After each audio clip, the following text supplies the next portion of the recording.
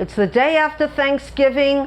I'm having a little bit of trouble. I ate too much turkey, broke my glasses, and I think it's time for a little rant. But should I really rant about my favorite human on TV? Trevor Noah? Well, a little bit.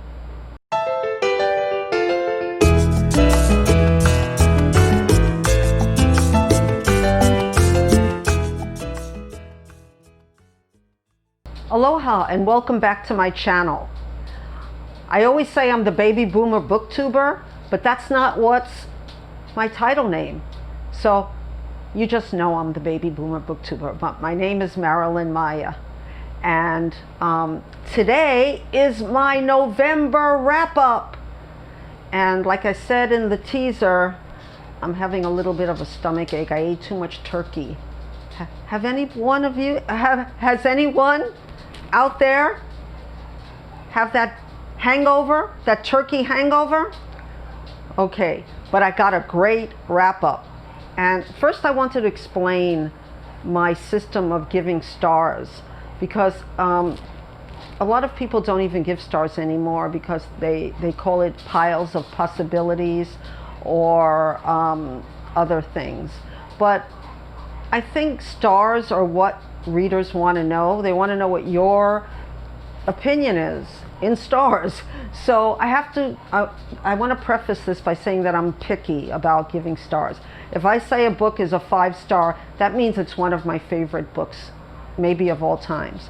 And every book can't be a favorite. Okay, so having said that,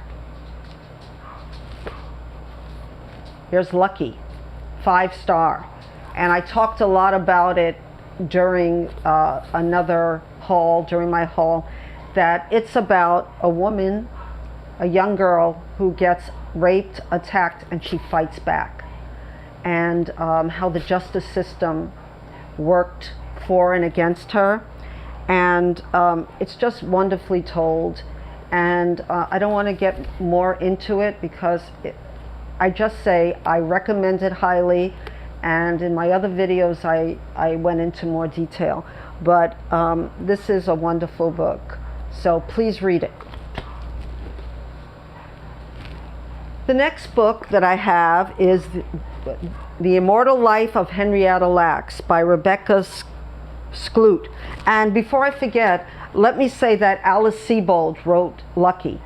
And she's also the author of The Lovely Bones that everybody liked.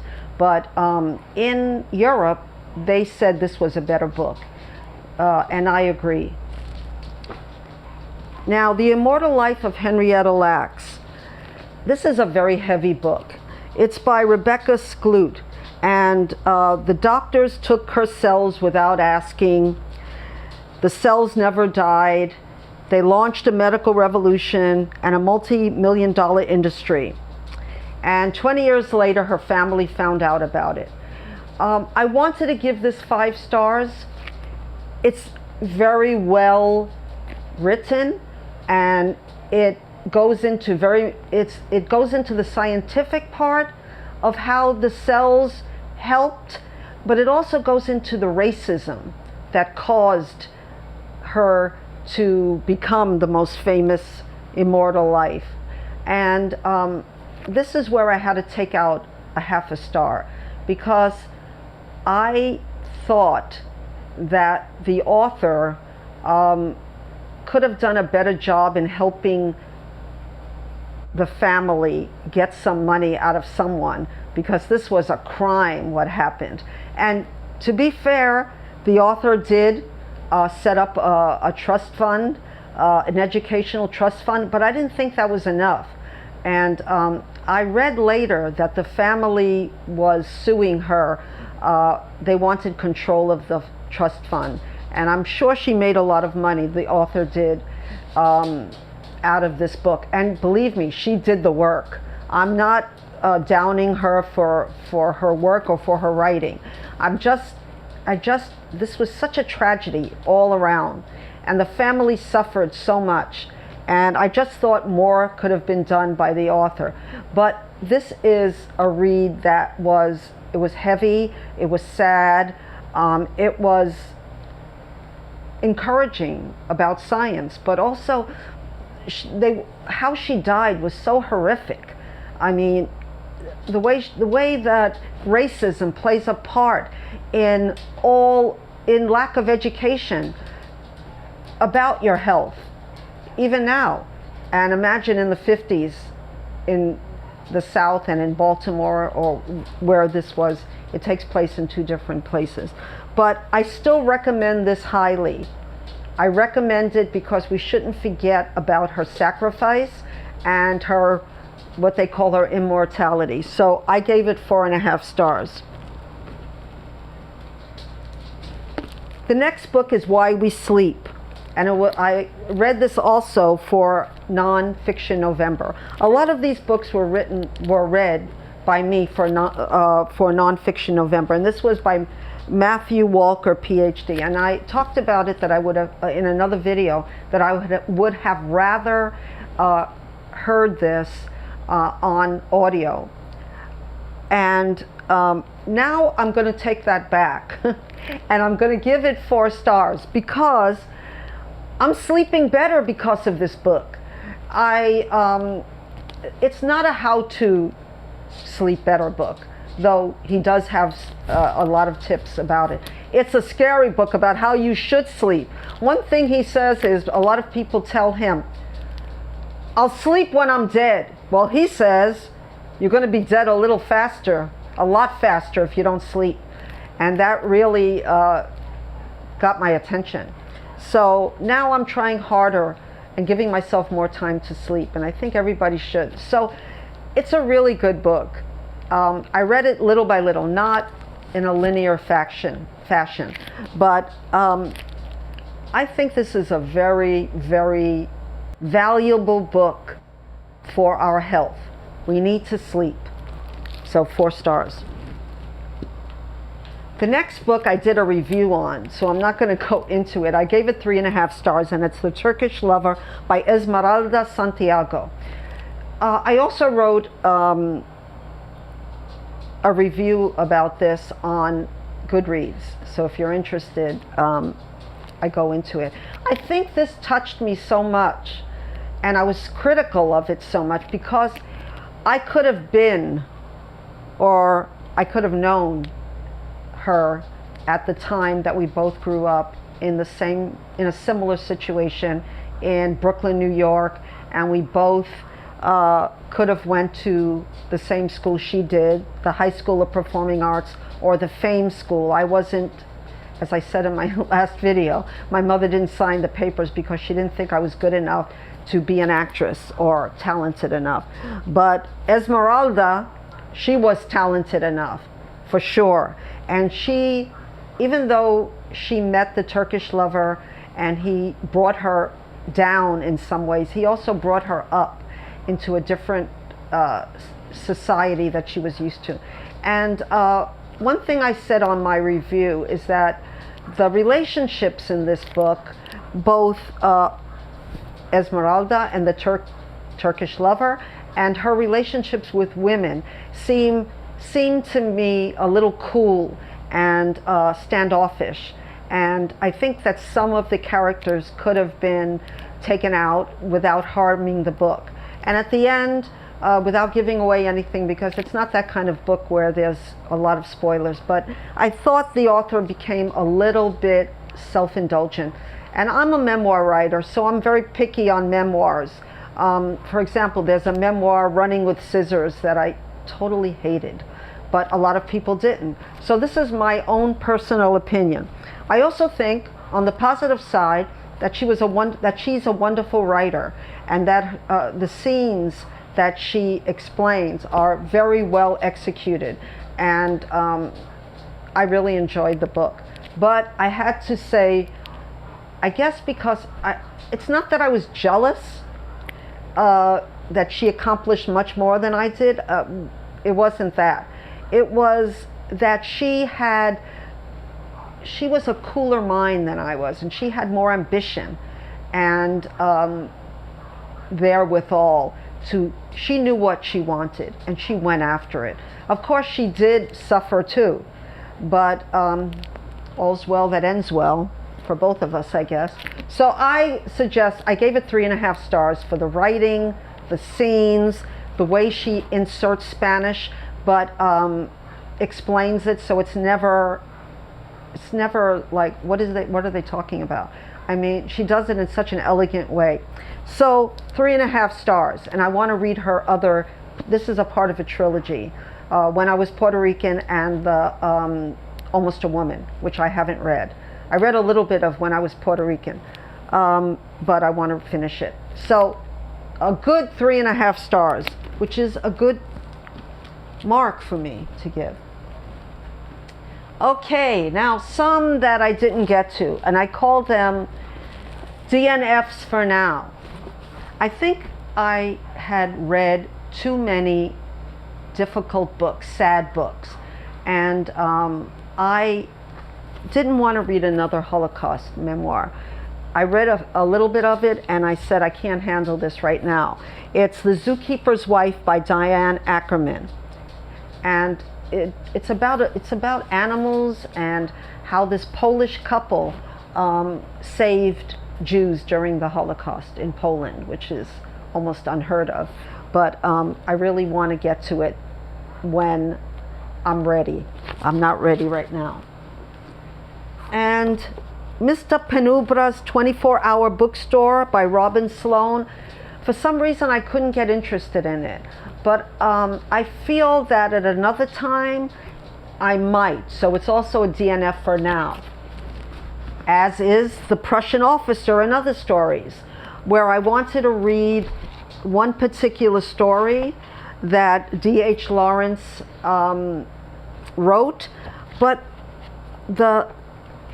as you know, as you might know, I'm going to have another cataract operation the beginning of next month. So I'm struggling with my eyesight right now. And this is written in such small print.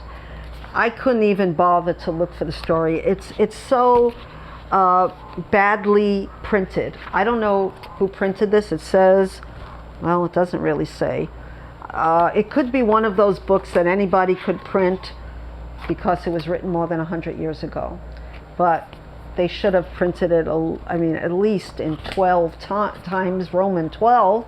I mean, this is ridiculous. And there's no table of contents. So I will get to this when my eyes are better. And, oops, I started The Hidden Child of the Holocaust. Same reason. This is a story written in the voice of a child, but also with the adult voice coming in. And it is about France and a French Jewish little girl, and how she's hidden by the Catholic Church. And the Catholic Church didn't have a great reputation during World War II of helping Jews. So I'm looking forward to reading this, but again, not now. All right, which goes into my mini rant. And believe me, it's a mini rant because I really enjoyed this book, Trevor Noah, Born a Crime, and stories from a South African childhood. And I'm giving this 4 stars. So how could I be ranting, right? I never watched his night show, like a Johnny Carson type show or David Letterman type show, because it was too late and I was busy, I guess, reading during that time.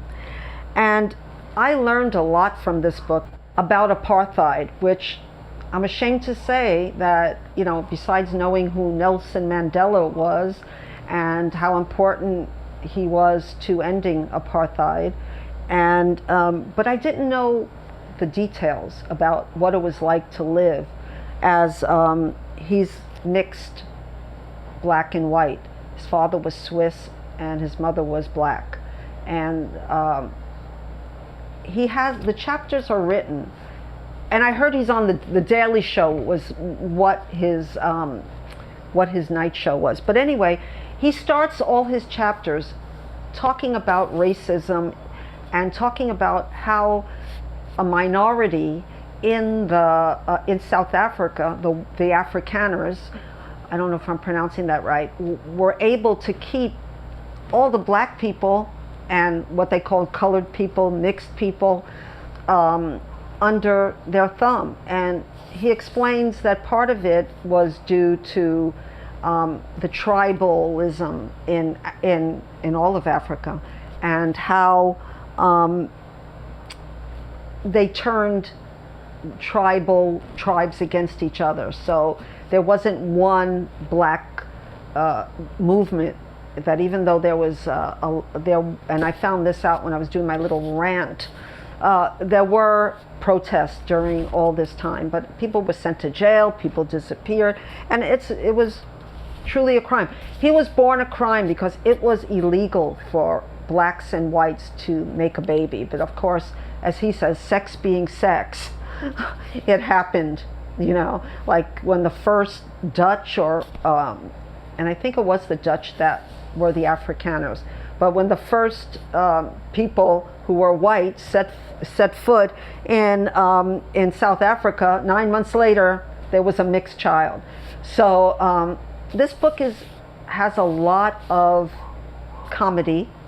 I took out 1 star because the last part of the book, and I'm not going to give spoilers, was this book was written in it was written in 2016. So the ending of the book I had heard on YouTube. So I knew the ending of the book already, and so I took off half a star for that, because, well, you know, endings are important, but that's not his fault. I mean, you know, so this is just like a personal, very personal star giving thing. My rant has to do with, it's a chapter in the book called Go Hitler. Now, what he explains is that since black people and mixed people weren't given the benefit of an education, they didn't know really who Hitler was, or who Mussolini was, and who Napoleon was. So they named their children without really knowing the extent of what the names really meant, except that they were strong people. So I had no problem with that. I didn't even have a problem with the chapter where this boy, so Trevor Noah wants to make money, so he makes all these mixed tapes and bootleg tapes, and then they play them at weddings, and they hire this good dancer, this wonderful dancer who happens to be named Hitler. And they go to, it's a Jewish function, and everybody is enjoying themselves, and they say, you know, until the boy named Hitler starts dancing, and they say, "Go Hitler, go Hitler," and the Jewish people at the party did not appreciate that. So they came up to them and said, "Why are you insulting us? You know, you people, da da da da." And Trevor Noah thought it was because they were black and he was fighting against them. It's really a funny story. But now this comes into the part, so I had no problem with that, you know. So I put on my broken glasses to read you the part I had a problem with. And he's really right that there were other genocides, many genocides, and no genocide is probably worse than any other genocide. But let me read you what he says. "I often meet people in the West who insist that the Holocaust was the worst atrocity in human history without question. Yes, it was horrific, but I often wonder, with African atrocities like the Congo, how horrific were they? The thing Africans don't have that Jewish people do have is documentation. The Nazis kept meticulous records, took pictures, made films, and that's really what it comes down to. Holocaust victims count because Hitler counted them. 6 million people were killed. We can all look at that number and rightfully be horrified. But when you read through the histories of atrocities against Africans, there are no numbers, only guesses. It's harder to be horrified by a guess. And he goes on to talk about how we don't really know how many black people were killed. He does mention the biggest atrocity or genocide, which is Native Americans. And I was reading an article called The 500 Years of Genocide Against Native Americans, which still goes on today due to the way they're forced to live, the reservations, the way they're more likely to get certain diseases and they die off. So yes, there are ways of saying who had the worst time. But to say that the only reason that the Jews, that people know the Holocaust is because the Nazis counted, isn't true. Because the Jews were always, they never even got a chance to, except for small little things like during the ghetto, to have an uprising. And also, I feel that the worst genocide is where the people are gone. There's no more people. There's very few Jews in the world right now. Our numbers are very small. I'm also part Native American, and I can assume that the numbers of Native Americans that roam North America are a tiny number of what they were. So I would say the worst genocide. First of all, we shouldn't be talking about the worst genocide. All genocides are horrible and horrific. So I have to give a little rant against Trevor Noah for being so blasé about that. Yes, I don't know all about every African genocide, but I did read that by numbers that were actually counted, the Holocaust is first. The second, well, probably the 500-year extermination of the Indians, of the Native Indians, were first, then the Holocaust against the Poles by the Nazis, and then Rwanda and a lot of other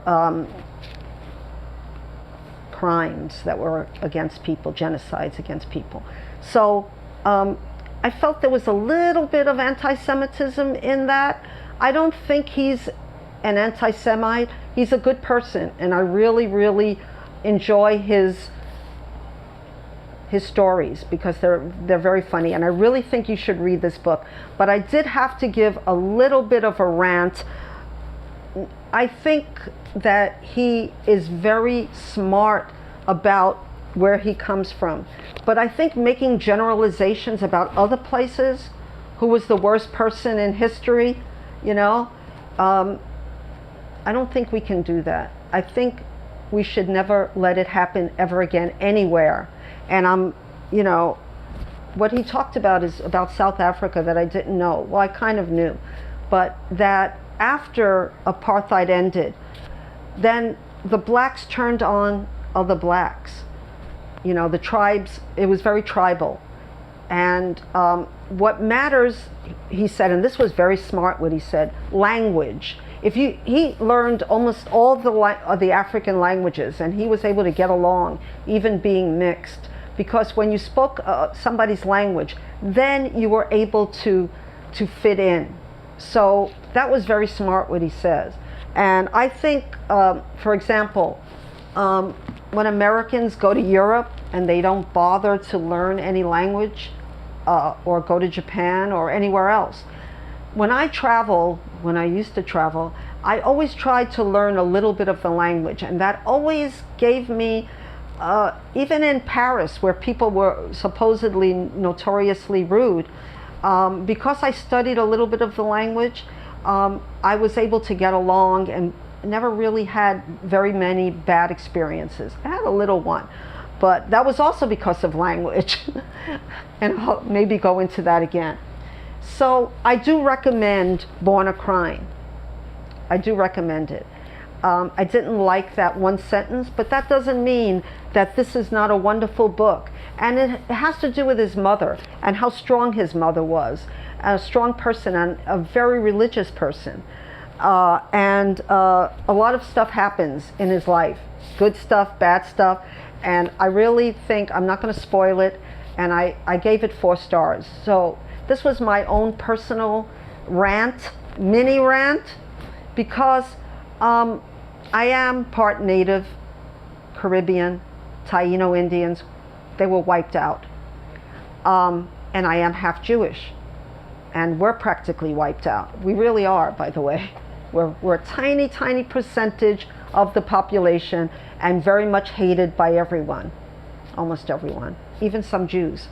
So that is my November wrap up.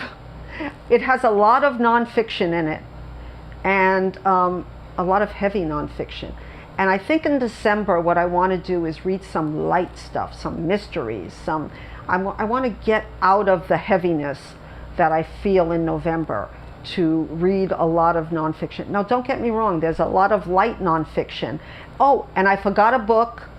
The book I don't have, but it's going to be up here. It's called The Library Book, and I gave that 4.5 stars.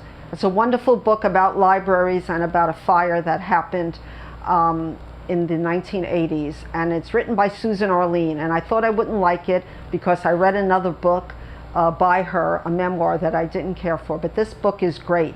I took off 0.5 star because of the ending, but I suggest you read that book.